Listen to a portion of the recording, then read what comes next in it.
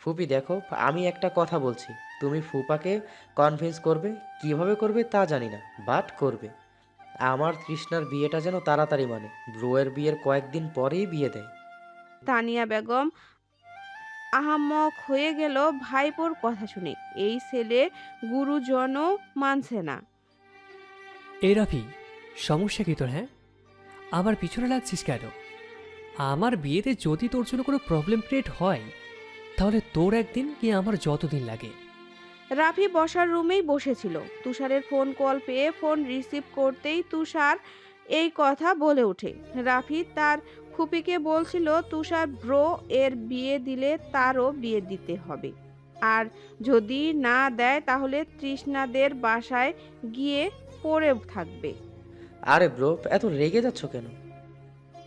তুষার নিজের রাগ কন্ট্রোল করার চেষ্টা করছে। একটু আগেই তানিয়া বেগম বাসায় ফিরে জানিয়েছেন তুষারকে যে তুষারের বিয়ে হলে রাফিকে বিয়ে দিতে হবে।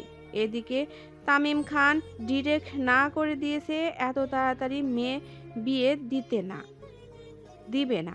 মেয়ের সামনে এক্সাম, এক্সাম শেষে বিয়ে। তানিয়া বেগম তুষারের দিকে তাকিয়ে বলে, তুষার, বিয়েটা কয়েক মাস পরে হোক। দুই ভাইয়ের বিয়েটা না হয় একই দিনে দিব।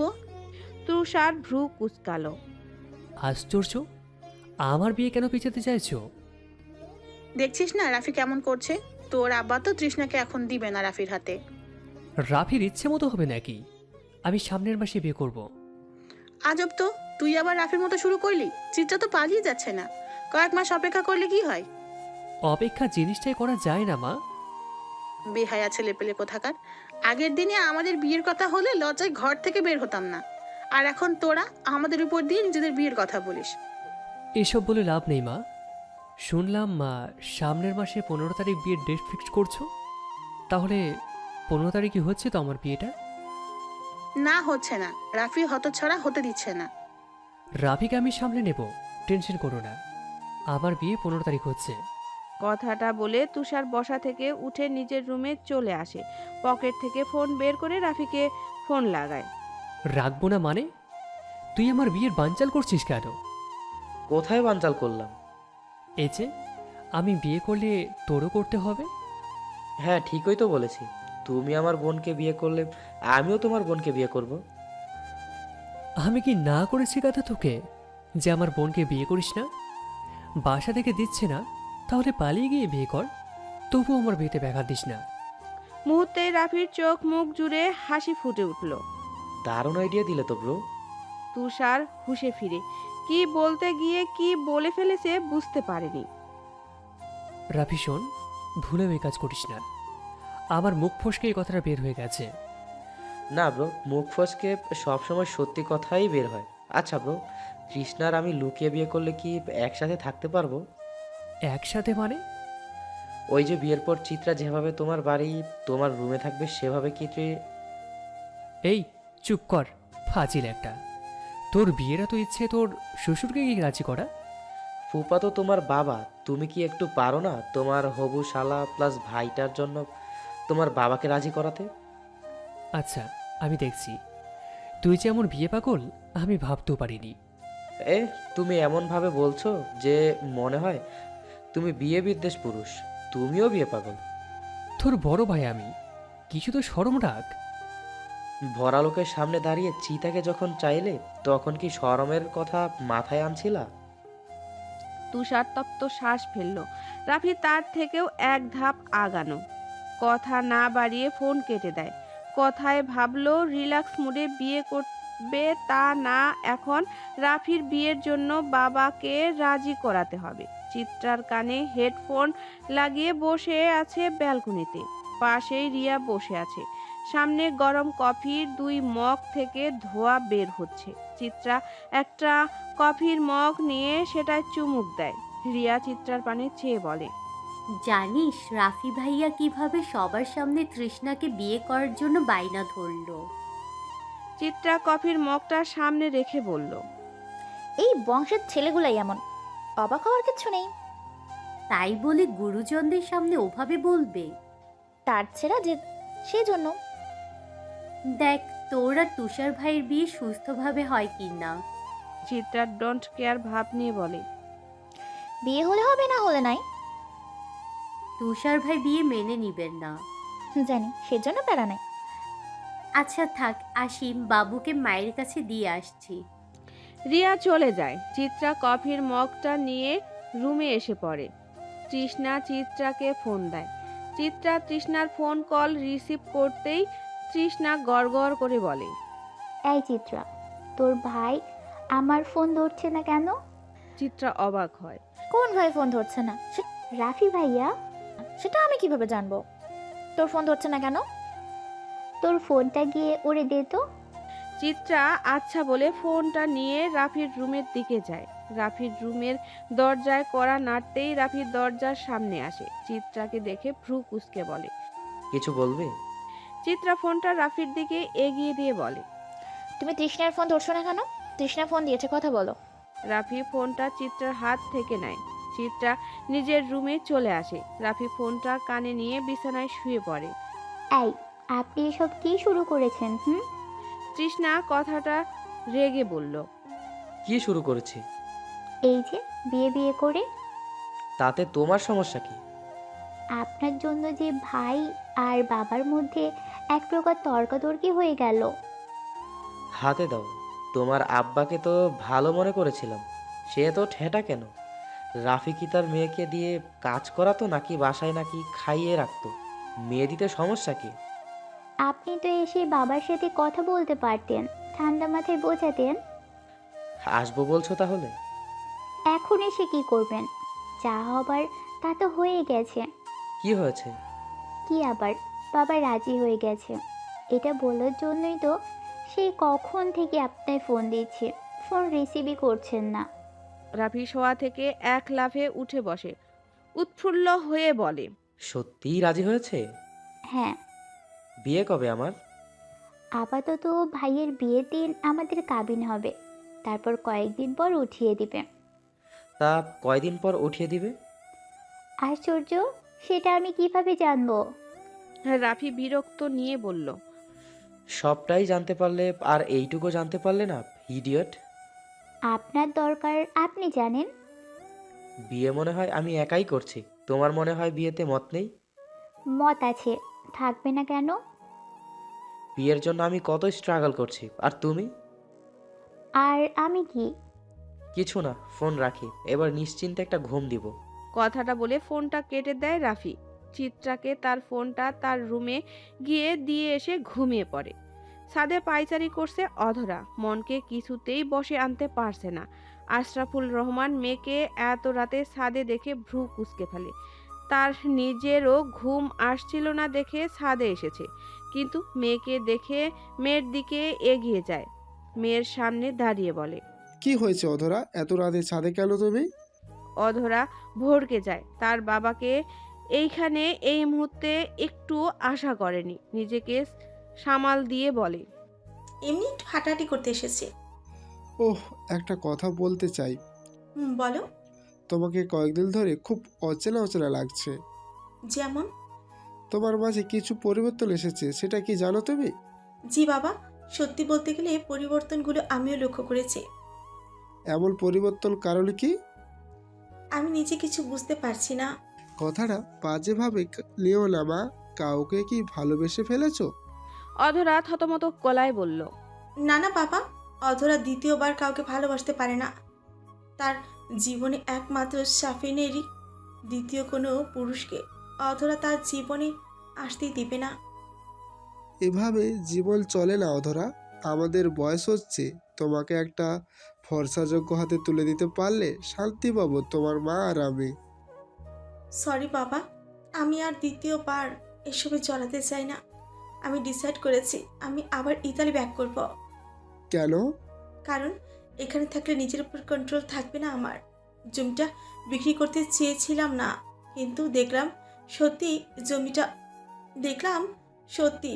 জমিটার জন্য আহমেদদের সমস্যা হচ্ছে, তাই বিক্রি করেছি চড়া দামে। কবে যাচ্ছ? এই তো পরশু ফ্লাইট। তোমরা কি যাবে?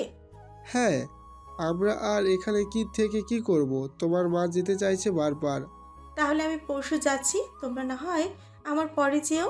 আচ্ছা। অধরা সিঁড়ি বেয়ে নিচে নেমে নিজের রুমে চলে যায়। রুমে ঢুকে দরজা বন্ধ করতে করতে বলে, দ্বিতীয়বার কাউকে ভালো লেগেছে, কিন্তু ভুল মানুষে। অথরা, তুই আর মানুষ খুঁজে পেলি না? ওই ছেলেকেই ভালো লাগতে হলো তোর? ছেলেটার বিয়ে সামনে, তোর চয়েস দেখে আমার তোকেই থাপড়াতে ইচ্ছে করছে। এখনই লাগাম টেনে ধর। তুই ভিলেন নস যে থার্ড পার্সন হয়ে যাবে। যেটা মনে আছে সেটা মনের ভেতরই কবর দে। নিজেও ভালো থাকবি, অন্যরাও ভালো থাকবে। কুয়াশা ভেদ করে সূর্যি মামা তার রশ্মি ছড়িয়েছে আকাশে। চারপাশ সূর্যের আলোয় ঝলমল করছে। আজ বাদে কাল নিউ ইয়ার।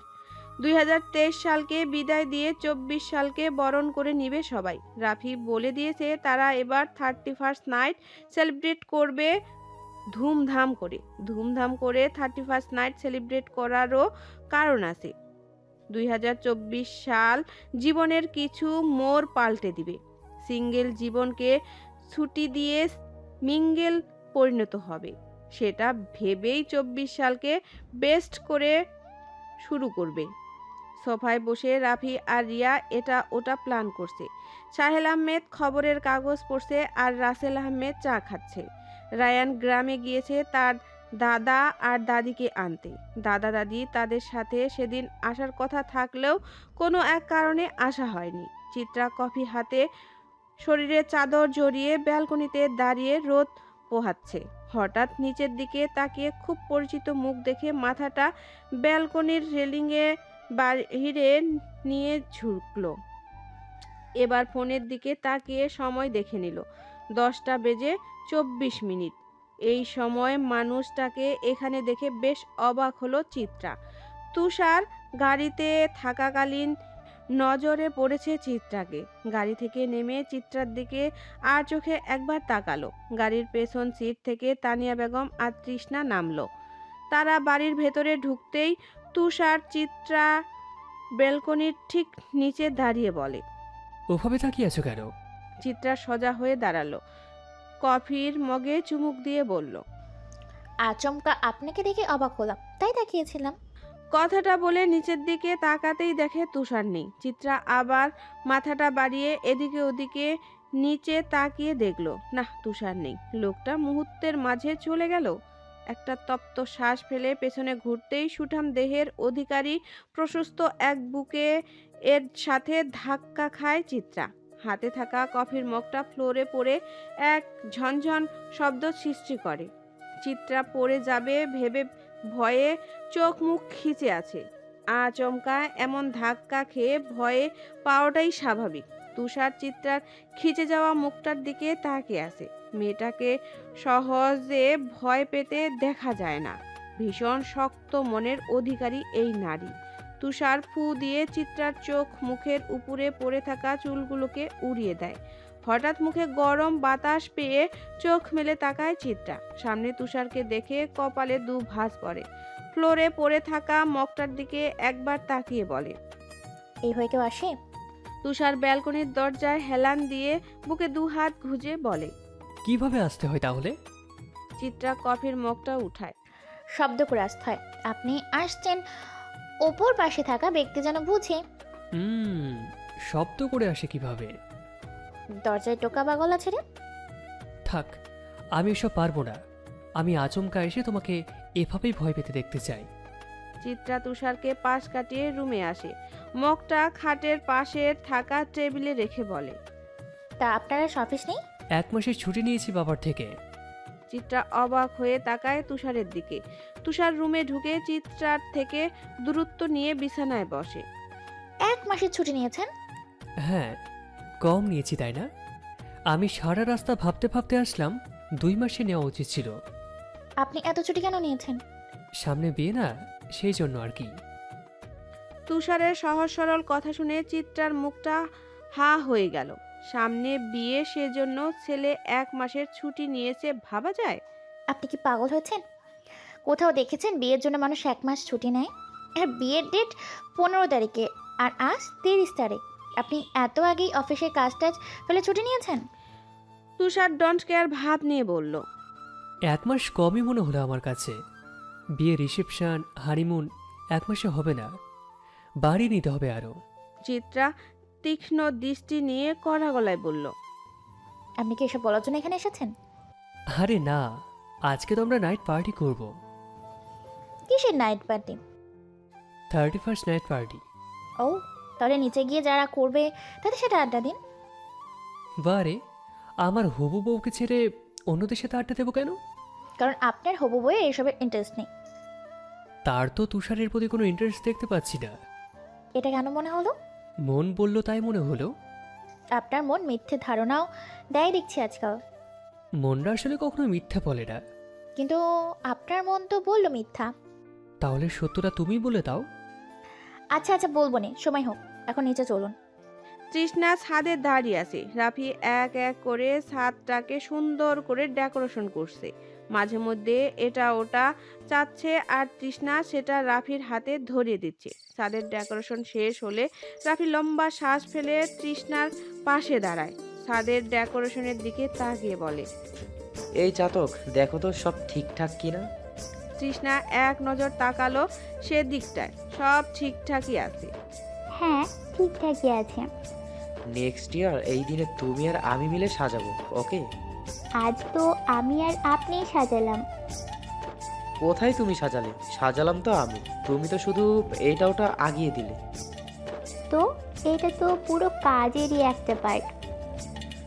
হয়েছে, চাপা ছাড়া বন্ধ করো। আজ রাতে সুন্দর করে সেজেগুজে রেডি হয়ে থাকবে। তোমাকে নিয়ে আজ লং ড্রাইভে যাব। তৃষ্ণা আগ্রহ নিয়ে বলল, কোথায় নিয়ে যাবেন? বলা যাবে না। বলেন না। বললাম তো বলা যাবে না। আচ্ছা, কি আচ্ছা? বলতে হবে না। ওকে, এবার নিচে চলো, রেডি হতে হবে তো। কি ব্যাপার, তানিয়া তামিম আসলো না যে? তানিয়া বেগম মিষ্টি মুখ খেয়ে নিতে নিতে বলে, ভাইজান, ওনাকে তো চিনোই, সারাক্ষণ কাজে ডুবে থাকে। রাসেল আহমেদ লম্বা শ্বাস টানলেন। তামিম খান সচরাচর আসেন না এ বাড়ি। বোনের জামাই থেকে এখন বিয়াই হতে যাচ্ছে, এখন তো আসা যাওয়া মাত্রাটা বাড়ানো উচিত। চয়নিকা বেগম একটা ছোট্ট বক্স এনে তানিয়া বেগমের সামনে রাখলেন। তানিয়া বেগম বক্সের দিকে তাকিয়ে জিজ্ঞেস করে, কি? চয়নিকা বেগম মৃদু হেসে বলেন, আপনার ভাই আপনার জন্য এটা নিয়ে এসেছে। তানিয়া বেগম বক্সটা খুলেন। বক্সে খুব সুন্দর একজোড়া হেয়ার রিং রয়েছে। তানিয়া বেগম হেয়ার রিংটা হাতে তুলে বলে, খুব সুন্দর তো। হ্যাঁ, আপনার আমার ভাবি আর রিয়ার জন্য নিয়ে এসেছে 4 জোড়া। আজ তো বছরের শেষ দিন, তাই। তানিয়া বেগম দুল জোড়া কানে পরে নিল। সন্ধ্যার দিকে রায়ান, সজল আহমেদ আর সানজিদা বেগমকে নিয়ে আসে। ছাদের এক পাশে ছোটখাটো একটা ভোজনের আয়োজন করে বাড়ির ছেলে সদস্যরা। চিত্রা, তৃষ্ণা, রিয়া কাঠের জ্বালানো আগুনে হাতে আলতো তাপ নিচ্ছে। চিত্রার পরনে ব্ল্যাক শাড়ি, রিয়া মেরুন রঙের শাড়ি পরেছে আর তৃষ্ণা পার্পেল রঙের। রিমি রিক্তা বেগমের কোলে। রায়ান আর তুষার বড়দের খাবার সার্ভ করছেন। চিত্রা আর চোখে বারবার তাকাচ্ছে তুষারের দিকে। লোকটার পরনে ব্ল্যাক শার্ট, তার উপরে ব্ল্যাক হুডি। চিত্রা তুষারের সাথে ম্যাচিং করে ব্ল্যাক পরেছে। চিত্রা ভেবে পায় না একটা মানুষ এত ব্ল্যাক লাভার হয় কি করে। বিয়েতেও না জানি ব্ল্যাক শেরওয়ানি পরে আসে। চিত্রা মনে মনে ভেবে নেয়, তুষার যদি ব্ল্যাক ড্রেস চয়েস করে তাহলে ব্ল্যাক রঙের বালতিতে চুবিয়ে আনবে। বড়দের খাওয়া দাওয়া শেষ হলে বাড়ির ছোট সদস্যরা বসে।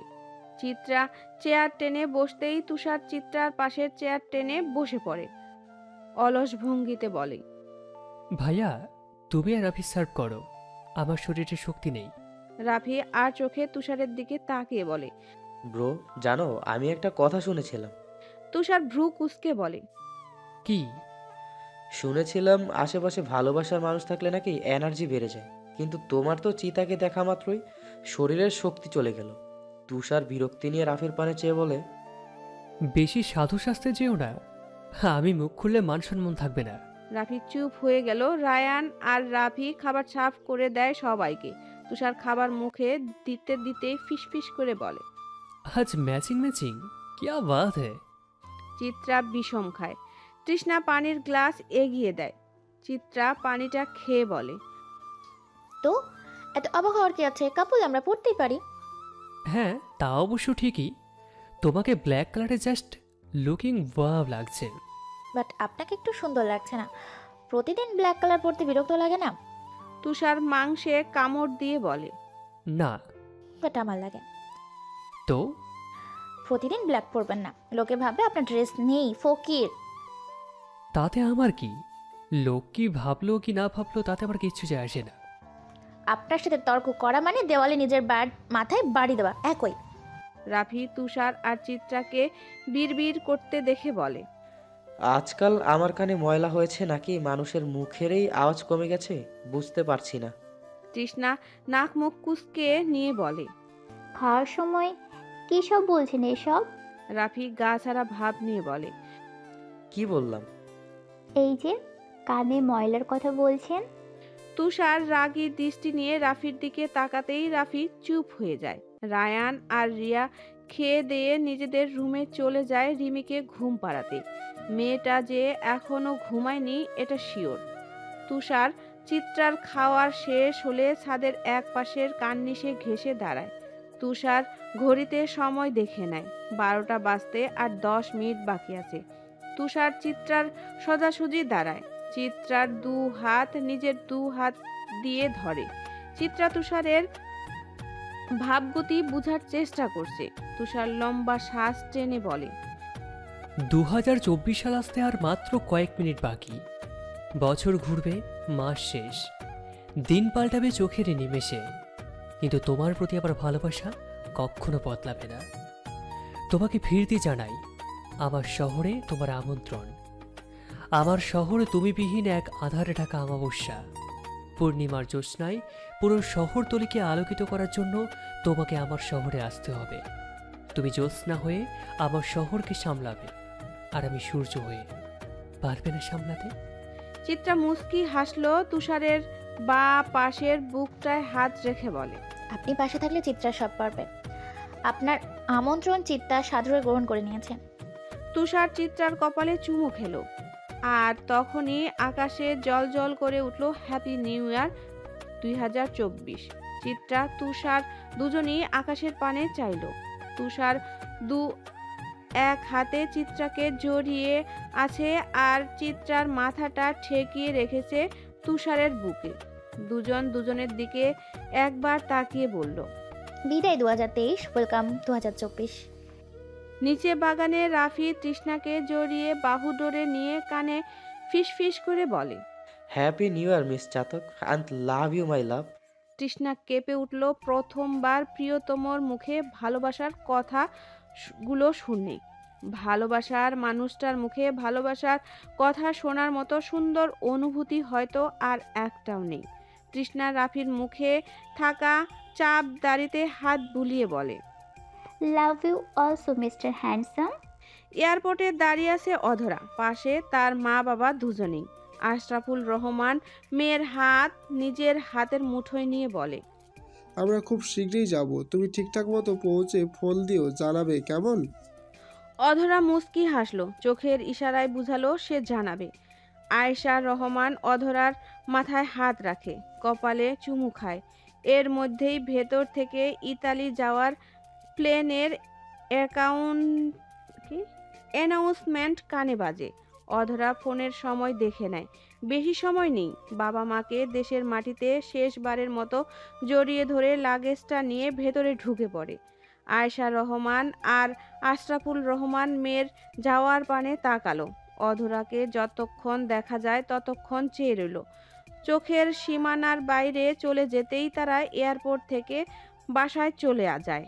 অধরা প্লেনের নিজের জায়গায় ঠিকঠাক মতো বসে পড়ে। মিনিট কয়েক পর প্লেন যখন আকাশের পথে উড়াল দিল তখন অধরা প্লেনের জানালা দিয়ে বাইরে তাকায়।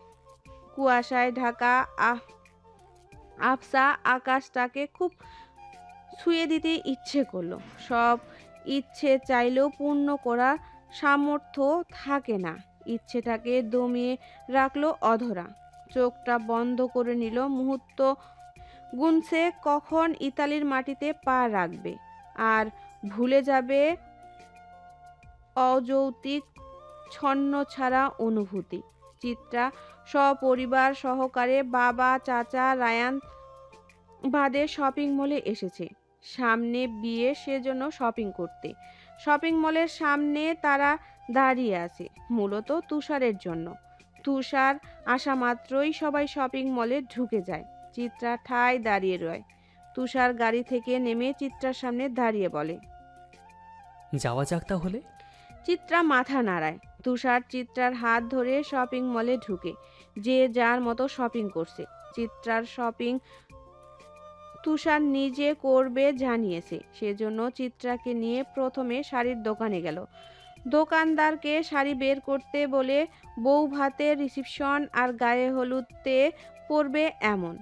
দোকানদার প্রায় 14 থেকে 15টা শাড়ি তুষার চিত্রার সামনে রাখে। চিত্রা শাড়িগুলোর দিকে একবার তাকায়। তুষার চিত্রাকে মন মতো পছন্দ করতে বলে। চিত্রা ভেবে পায় না কোনটা ছেড়ে কোনটা নেবে। তুষার চিত্রাকে থম মেরে দাঁড়িয়ে থাকতে দেখে বলে, এই দোকানের শাড়ি পছন্দ হচ্ছে না? আচ্ছা চলো অন্য দোকানে যাওয়া যাক। তুষারের কথা শুনে দোকানদারের মুখটা চুপসে যায়। এতগুলো শাড়ি তাও নাকি পছন্দ হচ্ছে না। চিত্রা দোকানদারের চুপসে যাওয়া মুখের দিকে একবার চেয়ে বলে, শাড়িগুলো এত সুন্দর যে আমি বিভ্রান্ত হচ্ছি কোনটা রেখে কোনটা নিব সেটাই ভেবে। সত্যি শাড়িগুলো মারাত্মক লেভেলের সুন্দর। তুষার মুচকি হেসে দোকানদারকে বলে সবগুলো শাড়ি প্যাক করে দিতে। চিত্রা তুষারের কথা শুনে ভ্রু কুঁচকালো। আরে এত শাড়ি নিতে বলছেন কেন? দোকানদার শাড়িগুলো প্যাক করতে করতে বলে, আপা বারণ করেন কেন ভাই রে, ভাই তো আপনার জন্যই নিচ্ছে। চিত্রা তুষারের দিকে তাকালো। তুষার ইশারায় বোঝালো চুপ থাকতে। চিত্রা চুপ হয়ে গেল। টাকা বেশি হয়েছে তেনার, তাই খরচ করার মতো জায়গা পাচ্ছে না দেখে এখানে খরচ করছে এমনটা ভেবে নিল চিত্রা। তুষার বিল পে করে চিত্রাকে নিয়ে লেহেঙ্গার দোকানে গেল। ব্ল্যাক কালারের একটা লেহেঙ্গায় চোখ আটকে যায় চিত্রার। বিয়েতে সে ব্ল্যাক পরতে চাচ্ছিল না, কিন্তু এই ব্ল্যাক কালারের লেহেঙ্গাটা দেখে চোখ সরানো দুষ্কর। ব্ল্যাকের উপর গোল্ডেন কালারের কারুকার্য সত্যি মারাত্মক লাগছে। এদিকে তুষার রেড, ব্লু, অরেঞ্জ, টিয়া, গোল্ডেন সব কালারের লেহেঙ্গা নাড়িয়ে নাড়িয়ে দেখছে আর বলছে, কোনটা নেবে? চিত্রাকে চুপ থাকতে দেখে তুষার চিত্রাকে বলে, কি হলো, চয়েস করো কোনটা নেবে। চিত্রার সামনে ঝুলতে থাকা ব্ল্যাক কালারের লেহেঙ্গার দিকে তাকিয়ে বলে, আমি ওই ব্ল্যাক লেহেঙ্গাটা নিব। তুষারের কপালে দু ভাঁজ পড়ে। তোমার না ব্ল্যাক পছন্দ না? ভালোবাসার মানুষটা যেখানে আস্ত ব্ল্যাক লাভার সেখানে আমি হেটার সই কি করে? সত্যি ওটা নেবে? হ্যাঁ। তুষার ব্ল্যাক কালারের লেহেঙ্গাটা প্যাক করতে বলে দোকানদারকে। চিত্রাকে নিয়ে জুয়েলারির দোকানে গিয়ে নিজ পছন্দে কয়েকটা জুয়েলারি কিনে নেয় তুষার। বেশি নেয়নি, কারণ তুষারের মা অলরেডি মেয়ে আর ছেলের বউয়ের জন্য জুয়েলারি বানিয়ে রেখেছে। অতঃপর জুতা আর কসমেটিক কিনে নিল। চিত্রা শুধু দাঁড়িয়ে দাঁড়িয়ে তুষারের কার্যকলাপ দেখল। তার তো একা নিজের বিয়ে নয়, শুধু তারই শপিং করলো। চিত্রা কোমরে হাত গুজে বলে, আপনার শপিং কখন করবেন? তুষার প্যাকেটগুলো এক এক করে গাড়ির ভিতরে রেখে গাড়িটা লক করে বলে, আমার শপিং করা আছে। কই, আমাকে তো দেখানো দূরে থাক, বলেনও নি। এটা নিয়ে এখন তর্কাতর্কি না করে চলো ভিতরে, খিদে পেয়েছে তো। চয়নিকা বেগম, রিক্তা বেগম, তানিয়া বেগম, রিয়া নিজেদের মতো কেনাকাটা করছে। তৃষ্ণা ঘুরে ঘুরে দেখছে। রাফি চট করে তৃষ্ণার হাত ধরে সাইডে নিয়ে একটা দোকানে ঢুকে দোকানদারকে ডার্ক রেড কালারের লেহেঙ্গা বের করতে বলে। দোকানদার লেহেঙ্গা বের করে। তৃষ্ণার লেহেঙ্গার দিকে তাকিয়ে বলে, লেহেঙ্গা দিয়ে কি করবেন আপনি? এগুলো তো বিয়ের লেহেঙ্গা। হ্যাঁ, তোমার আর আমার বিয়ের। আমাদের বিয়ে হতে মাস কয়েক দেরি আছে, এখনই কিনে রাখবেন কেন? আরও নতুন ডিজাইন বের হবে তখন। রাফি বিরক্ত হলো। অনুষ্ঠান পরে হবে, কিন্তু কাবিন তো পরশুই হচ্ছে, ব্রো আর চিত্রার বিয়ের দিন। তৃষ্ণা অবাক হয়ে বলে, কাবিনের জন্য তাই বলে লেহেঙ্গা? হ্যাঁ, আমার ইচ্ছা এখন সেটাকে ফুলফিল করার। রেসপন্সিবিলিটি তোমার। তা আপনিও কি শেরওয়ানি পরবেন? হোয়াইট কালারের পাঞ্জাবি পরবো? রাফি লেহেঙ্গার প্যাকেটটা নিয়ে তৃষ্ণার হাতে ধরিয়ে দেয়। যেভাবেই হোক বিয়ে তাই বলে sorry, রাফি লেহেঙ্গার প্যাকেটটা নিয়ে তৃষ্ণার হাতে ধরিয়ে দেয়। যেভাবেই হোক বিয়ে তাই বলে তারা সাজবে না, এটা আবার হয় নাকি? সবার কেনাকাটা শেষ হলে রাফি লেহেঙ্গার প্যাকেটটা নিয়ে তৃষ্ণার হাতে ধরিয়ে দেয়। যেভাবেই হোক বিয়ে তাই বলে তারা সাজবে না, এটা আবার হয় নাকি? সবার কেনাকাটা শেষে মলের 4th ফ্লোরে গিয়ে একটা রেস্টুরেন্টে খেতে বসে সবাই। খাওয়া দাওয়া শেষ করে গাড়ির সামনে এসে দরজা খুলে প্যাকগুলো রাফির গাড়িতে দেয়। তৃষ্ণা আর তানিয়া বেগম তুষারের গাড়িতে উঠে বসে। তুষার চিত্রার খোলা চুলগুলো সবার অগোচরে কানে গুঁজে দিয়ে বলে। বাসায় পৌঁছে ফোন দেব। চিত্রা সম্মতি জানায়। রাফিকে ইশারায় বলে সাবধানে যাবি। রাফিও ফের সেম ইশারা দিয়ে বলে। তুমিও সাবধানে যাবে, অমূল্য রত্ন রয়েছে আমার তোমার গাড়িতে। তুষার স্মিত হেসে রাফির কাঁধে একবার হাত রেখে চলে যায়। রাফি চিত্রাকে গাড়িতে বসতে বলে নিজেও ড্রাইভিং সিটে বসে গাড়ি চালানো শুরু করে।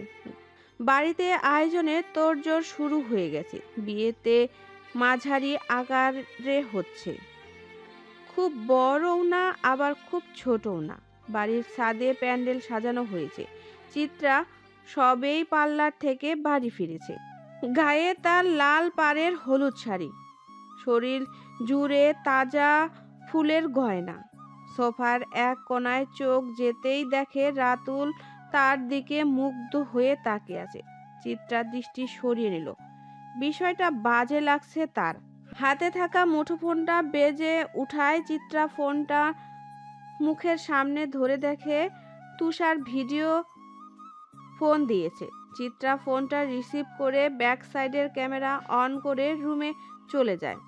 তুষার হঠাৎ ক্যামেরার সামনে চিত্রাকে দেখে বলে, এই মেয়ে, ক্যামেরার সামনে নেই কেন তুমি? হ্যাঁ, চিত্রা ক্যামেরার সামনে নিজের মেহেদি রাঙা হাতটা নাড়িয়ে বলে, আপনি আমায় দেখার জন্য ফোন দিয়েছেন, কিন্তু আমি তো দেখা দিব না। কেন? আমার ইচ্ছে তাই। ফেসই তো দেখতে চাইছি। কুইক, সামনে আসো। No, never. আমি চলে আসবো তাহলে। তাতে আমার কি? লজ্জায় ফেলে দিয়ে আসবো। কেটে দিব কল তাহলে। এই না, বলছি কি, একটু আসো সামনে। তোমাকে ফুলের সাজে দেখতে ইচ্ছে করছে আমার। বললাম তো দেখা দিব না, একদম কাল এসে দেখবেন। কালকের জন্য তুষার অপেক্ষা করতে পারবে না। তুষার চলে আসলো বলে।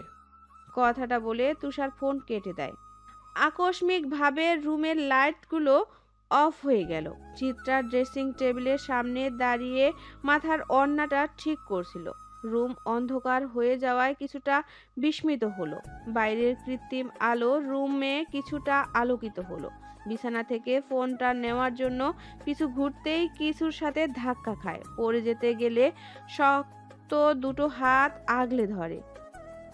চিরচেনা পারফিউমের ঘ্রাণ নাকে আসতেই চিত্রার আর বুঝতে বাকি নেই শক্ত দুটো হাতের মালিকটা কে। চিত্রা নিজেকে সামলিয়ে সোজা হয়ে দাঁড়িয়ে সতর্কতার সাথে ওড়না দিয়ে ঢাকতে গেলেই সামনে থাকা পুরুষটার চট করে ফোনের টর্চ জ্বালিয়ে মুখের সামনে ধরে। খপ করে চিত্রার হাত থেকে ওড়নাটা ছাড়িয়ে নেয়।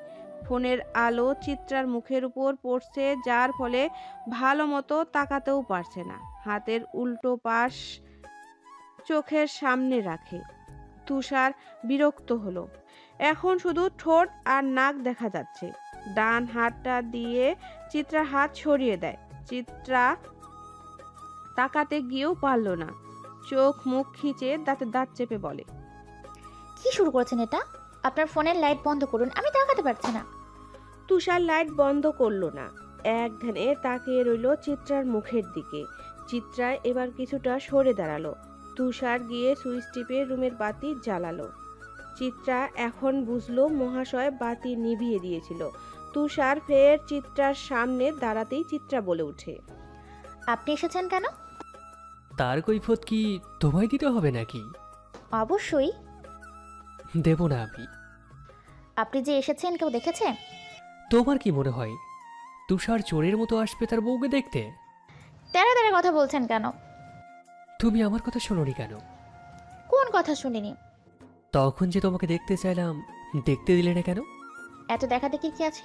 আপনি কি দেখেননি কখনো আমায়? আগের দেখার আজকের দেখতে যাওয়া এক নয়। চুপচাপ বসে থাকবা, আমি তোমাকে দেখব। এর মাঝেই রিয়া আসে চিত্রাকে ডাকতে। দরজার কাছে এসে তুষারকে চিত্রার সাথে দেখে দাঁড়িয়ে যায়, গলা ঝেড়ে বলে, ভাইয়া আপনি আর চিত্রা আসুন, হলুদের সময় হচ্ছে তো। তুষার আসছি বলে রিয়া চলে যায়। চিত্রা তুষারের দিকে তাকিয়ে বলে, বাই এনি চান্স আপনার আর আমার হলুদ কি একসাথে হবে? তুষার চিত্রার গাল টেনে বলে। ইন্টেলিজেন্ট বউ আমার, চলো। স্টেজের পাশাপাশি বসে আছে চিত্রা, তুষার। এক এক করে সবাই তাদের হলুদ লাগাচ্ছে। রাতুল এসে চিত্রার গালে হলুদ ছোঁয়াতে নিলে তুষার রাতুলের হাত টেনে নিজের গালে লাগিয়ে নেয়। স্মিত হেসে বলে, হলুদটা আমাকেই লাগান। হৃৎপিণ্ডে সবাই হাত লাগাতে দেয় না। আর হ্যাঁ, চোখের নজরটাকে একটু শুধরে নেবেন। পরের বউয়ের প্রতি এমন নজর মানায় না। শিক্ষিত ছেলে, আপনি বুঝে ফেলেছেন। দ্বিতীয়বার কিন্তু এভাবে বোঝাবো না আমি। রাতুল চোখ নামিয়ে সাইডে সরে যায়। রাফি তুষারের সামনে থাকা হলুদের বাটি থেকে একটু হলুদ নিতেই তুষার বলে ওঠে, হলুদ নিয়ে কি করবি? রাফি তার দাঁতগুলো মেলে বলে, তোমার বোনের মুখে ছোঁয়াবো। সবাই হয়তো ভুলে গেছে কাল আমাদের কাবিন, কিন্তু আমি তো ভুলিনি। আমার হলুদেও তোর ভাগ বসাতে হবে? হলুদ নিয়ে যেতে যেতে বলে। কিচ্ছু করার নেই। তৃষ্ণা চেয়ারে বসেছিল, শরীরে তার হলুদ শাড়ি। হঠাৎ গালে ঠান্ডা কিছু অনুভব করতেই মাথা উঁচু করে দেখে রাফি হাতে হলুদ। মুখে হাত দিয়ে বুঝলো তার প্রেমিক পুরুষ তার গালে হলুদ লাগিয়েছে। হলুদ না লাগালে কি চলছিল না? রাফি তৃষ্ণার পাশে থাকা চেয়ারটায় বসে। না, চলছিল না। পাগল আপনি। তোমার প্রেম পাগল আমি। আমি না হয় আপনার প্রেমে পড়েছিলাম, বাট আপনি কবে বললেন? যেদিন ষোড়শীর মেয়েটার চোখে আমার জন্য আকাশ সমান ভালোবাসা দেখলাম, সেদিন থেকে। তার মানে আগেই? হুম। কই, বুঝতে তো পারলাম না। বুঝতে দিলে তো বুঝবে। কষ্ট দিয়েছেন খুব। সবটা সুদে আসলে ফেরত দিও বাসর ঘরে। হ্যাঁ দিবই তো, জাস্ট ওয়েট করুন। ও, অপেক্ষাটাই তো করতে পারছি না। আমার বাসর এত লেট কেন? মেহেদি রাঙা হাত মেলে হাতের দিকে তাকিয়ে আছে চিত্রা। বা হাতের তালুতে জল জল করছে তুষার নামটা। গতকাল রাতে তুষার চিত্রার হাতে তার নাম না দেখে নিজেই লিখে দিয়েছে এবং সর্বশেষ যাওয়ার আগে কপালে ভালোবাসার পরশ এঁকে দিয়ে বলে গেছে, কাল আসবো তোমায় আমার একান্তই আমার ব্যক্তিগত করে নিতে। নিজেকে সেভাবে সজ্জিত করে রাখবে, সাথে প্রস্তুত। তুষার মোটেও তোমার সময় দেবে না। শেষের কথা শুনে চিত্রার চোখ মুখ জুড়ে হানা দিয়েছিল লজ্জারা। চিত্রাকে এই প্রথমবার লজ্জা পেতে দেখলো তুষার। মুহূর্তটা মন্দ লাগলো না তুষারের। বিয়ের পর রোজ বউকে নতুন নতুন ভাবে লজ্জায় ফেলে বউয়ের এই লজ্জা মাখা মুখ দেখবে। চিত্রা কথা বলতে পারলো না। তুষারের থেকে নিজেকে ছাড়িয়ে নিজের রুমে চলে এসেছিল। চয়নিকা বেগম তাড়া দিলেন মেয়েকে গোসল করে নিতে। একটু পর পার্লারের মেয়েরা আসবে তাকে সাজাতে। চিত্রা বসা থেকে উঠে ওয়াশরুমে গিয়ে গোসল করে বের হয়ে এসে দেখে পার্লারের মেয়েরা এসে বসে আছে। চিত্রা আসতেই তারা চিত্রাকে সাজাতে থাকে। সাজার শেষে চিত্রার ড্রেসিং টেবিলের সামনে দাঁড়িয়ে নিজেকে দেখে। ব্ল্যাক কালারের লেহেঙ্গাতে সুন্দরী লাগছে। চিত্রার দাদি সানজিদা বেগম লাঠি ঠকঠক করতে করতে নাতনির রুমে আসে।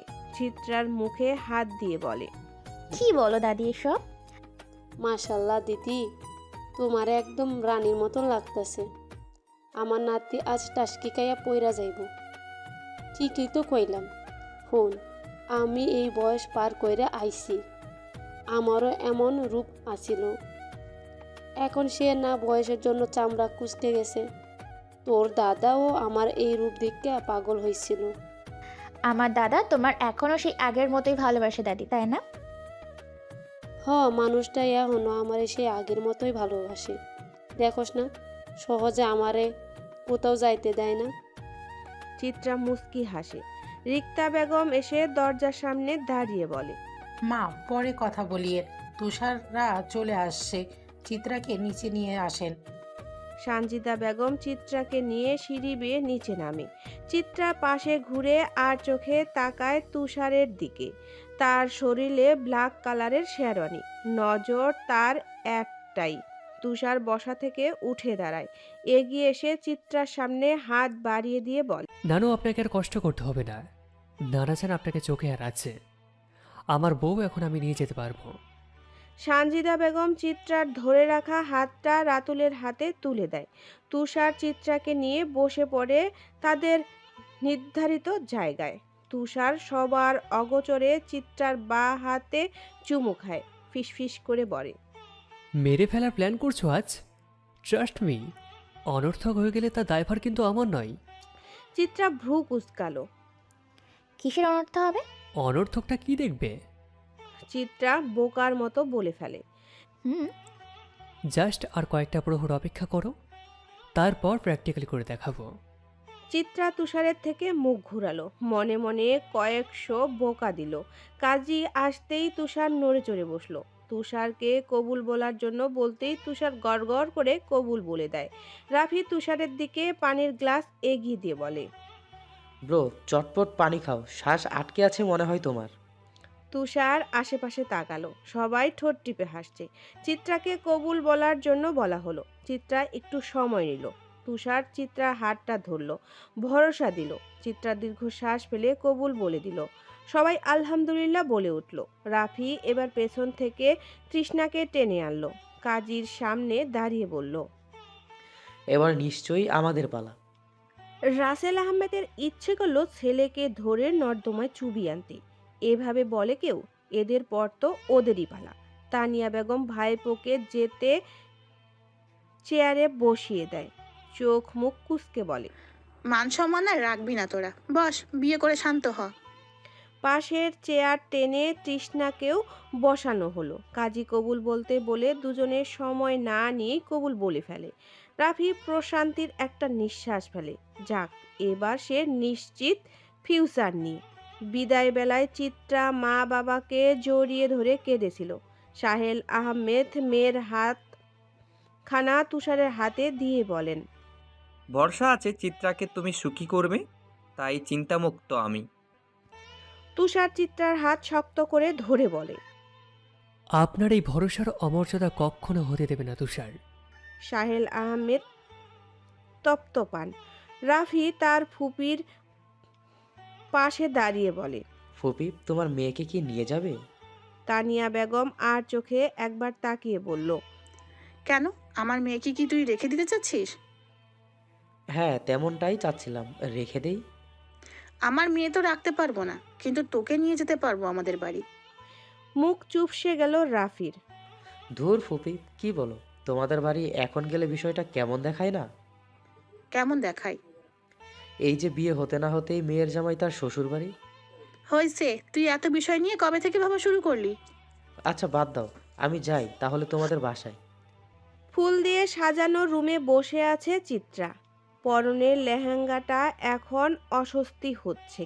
কিছুক্ষণ আগেই সব আচার আচরণ পালন করে তানিয়া বেগম চিত্রাকে বসিয়ে দিয়ে গেছে। চিত্রা তুষারের আসার কোনো নাম গন্ধ পেল না।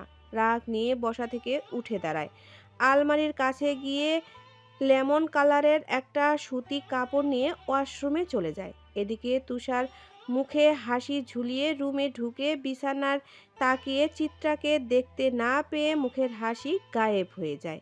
পুরো রুম চোখ বুলিয়ে দেখে চিত্রা নেই। হঠাৎ ওয়াশরুম থেকে পানি পড়ার শব্দ কানে আসতেই বুঝে বউ তার ওয়াশরুমে। তুষার বিছানায় বসে অপেক্ষা করে।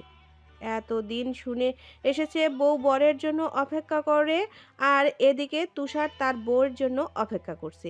ওয়াশরুমের দরজা খোলার আওয়াজ কানে আসতেই সেদিকে তাকাতেই তুষারের মনে বইতে থাকা রোমান্টিক ভাবটা ফানুসের মতো উড়ে যায়।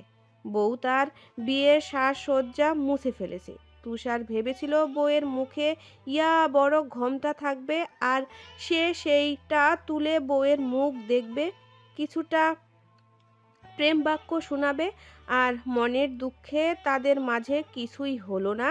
অথচ বউ তার এই রাতে গোসল সেরে ফেলল। চিত্রা তুষারকে দেখে টাওয়াল দিয়ে চুল মুছতে মুছতে বলল, আমার বড্ড অস্বস্তি হচ্ছিল, ওই ভারী ড্রেস, আর আপনার তো আসতে দেরি হচ্ছিল, তাই আর কি পাল্টে ফেলেছি। আমি আসার পর না হয় পাল্টাতে আমার সামনে। চিত্রা ভ্রু কুঁচকে তাকালো, হাতের টাওয়ালটা তুষারের দিকে ছুঁড়ে মারে। ড্রেসিং টেবিলের সামনে দাঁড়িয়ে চুল ঠিক করে বলে, মনে আছে একদিন এই ঘর থেকে আমাকে বের করে দিয়েছিলেন?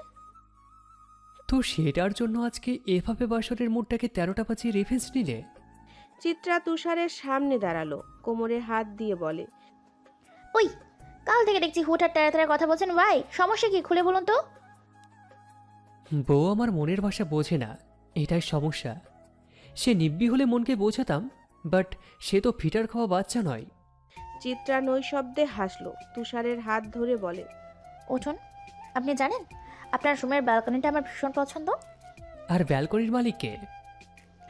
ব্যালকনির মালিককে মারাত্মক লেভেলের পছন্দ। ইস, তুষার চিত্রাকে নিয়ে তার ব্যালকনিতে আসে। কুয়াশা জড়ানো চারিপাশ। চিত্রা কেঁপে উঠল।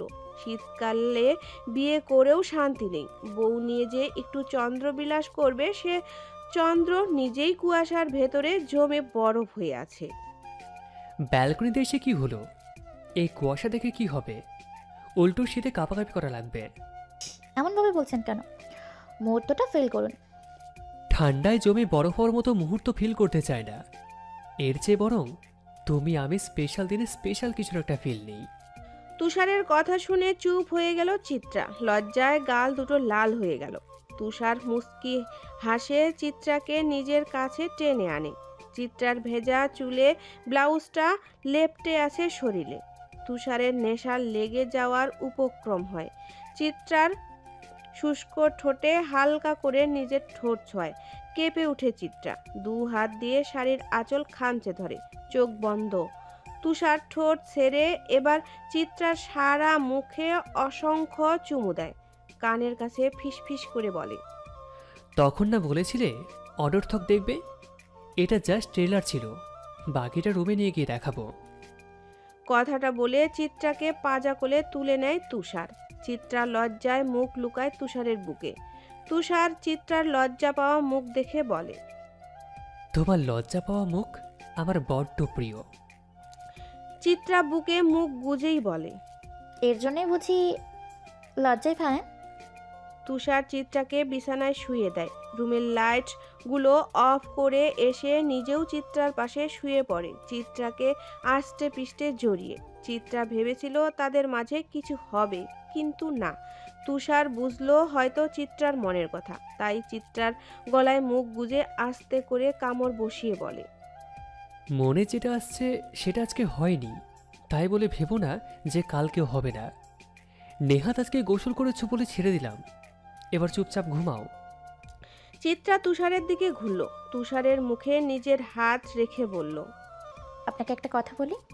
তুষার অকপটে বলে, বলো। ভালোবাসি খুব আপনাকে। তো? চিত্রা তুষারের গাল থেকে নিজের হাত ছড়ায়, ভ্রু কুঁচকে বলে, তো মানে? তো মানে তো তুই। আমি আপনাকে ভালোবাসি এটা বলার আপনি আমার এটার বিপরীতে কিছু বলবেন না? তো বললামই তো। চিত্রা কিছু বুঝলো না, রাগান্বিত হয়ে ওপাশ হয়ে শুকিয়ে পড়ল। এটাকে বাসর বলে নাকি অন্য কিছু বলে জানা নেই। তুষার ফের চিত্রাকে জড়িয়ে ধরতে নিলে চিত্রা তুষারের হাত ছড়িয়ে দেয়। তুষার চিত্রাকে জোর করে নিজের দিকে ঘুরায়। চিত্রা ছুটাছুটি করলে তুষার এবার চিত্রার ঠোঁট দখল করে নেয়। অনেকক্ষণ পর ছেড়ে দিতেই চিত্রা জোরে জোরে শ্বাস নেয়। তুষার চিত্রাকে ফের জড়িয়ে ধরে বলে, কন্ট্রোলে থাকতে তাও জান, আমি আজকে রাতেই তেমন কিছু করতে চাচ্ছি না। অনেক ধকল গেছে তোমার, ঘুমাও তুমি।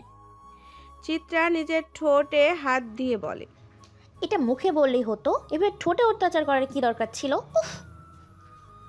Just set up.